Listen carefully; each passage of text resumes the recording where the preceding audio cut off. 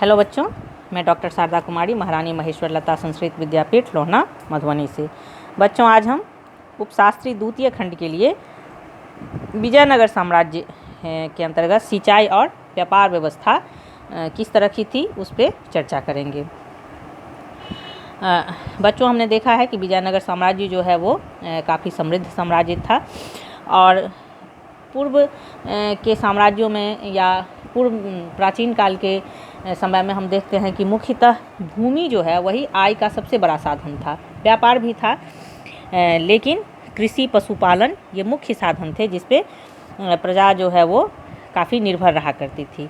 तो उस समय के राजाओं के लिए अत्यंत आवश्यक था कि भूमि के सिंचाई का समुचित प्रबंध करे, क्योंकि भूमि के सिंचाई का समुचित प्रबंध होने के उपरांत ही कृषि संबंधित उपज जो है वो श्रेष्ठ हो सकता था। तो विजयनगर साम्राज्य के अंतर्गत हम देखते हैं कि वहाँ के रायों ने या राजाओं ने सिंचाई व्यवस्था पर पर्याप्त ध्यान दिया था। विजयनगर चारों ओर से ग्रेनाइट की चट्टानों से घिरा है और इन चट्टानों से कई जलधाराएं जो है फूटकर तुंगभद्रा नदी में मिलती है। एक प्राकृतिक कुंड का भी निर्माण है वहाँ पे। इन सभी धाराओं को बांधकर एक हौज बनाए गए थे और इन्हीं में से एक हौज का नाम कमलपुरम जलाशय भी था। इससे आसपास के खेतों की सिंचाई की जाती थी। नहर भी निकाली गई थी। तुंगभद्रा बांध से एक हिड़िया नहर भी निकाली गई थी। तो हमने देखा इस तरह से कि विजयनगर साम्राज्य का जो भी स्रोत है, चाहे विदेशी यात्रियों का हो या फिर उस समय लिखी गई पुस्तकें हो, उसमें हम देखते हैं कि सिंचाई की व्यवस्था जो है समुचित रूप से की गई थी।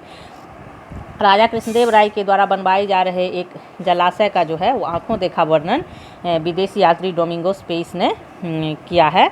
उसने लिखा है कि राजा ने एक जलाशय का निर्माण करवाया। 2 पहाड़ियों के मुहाने पर का जल उसमें एकत्रित होता था। जलाशय में 3 विशाल स्तंभ बने हैं जिन पर खूबसूरती से चित्र उकेरे गए हैं। ये स्तंभ ऊपरी भाग पर कुछ पाइपों से जुड़े हुए हैं जिनसे ये बगीचों तथा धान के खेतों की सिंचाई हेतु पानी लाते हैं। इस जलाशय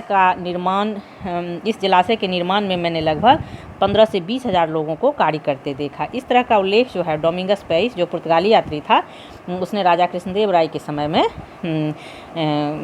अपनी आँखों देखा हाल को उसने चित्रित किया है, वर्णन किया है।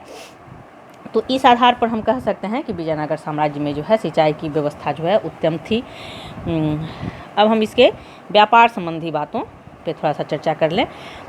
विजयनगर साम्राज्य का जो है वो व्यापार जो है वो भी आय का एक मुख्य साधन था और व्यापार मुख्यतः मलाया, बर्मा, पुर्तगाल, चीन, अरब, ईरान एवं अफ्रीका के साथ होता था। कपड़ा, चावल, लोहा, चीनी, मसाले बाहरी देशों को निर्यात होते थे, जबकि तांबा, आभूषण इत्यादि जो है आयात किए जाते थे। चीन से रेशम का आयात होता था। इसके अलावा जो हम देखते हैं एक आयात अरब एवं मध्य एशिया से घोड़ों का अत्यधिक आयात किया जाता था, क्योंकि घोड़ों का यूज जो है प्रयोग जो है वो युद्ध के लिए किया जाता था। और हमने बार बार इस चीज़ पे चर्चा की है, विजयनगर साम्राज्य और बहमनी इन दोनों के बीच हमेशा युद्ध की स्थिति बनी रहती थी और उसमें घोड़े की महत्वपूर्ण भूमिका होती थी। तो घोड़ों के आयात पे काफ़ी ध्यान दिया जाता था और विजयनगर साम्राज्य में जो है सो इन अरब देशों से और मध्य एशिया से घोड़ों का काफ़ी आयात किया जाता था।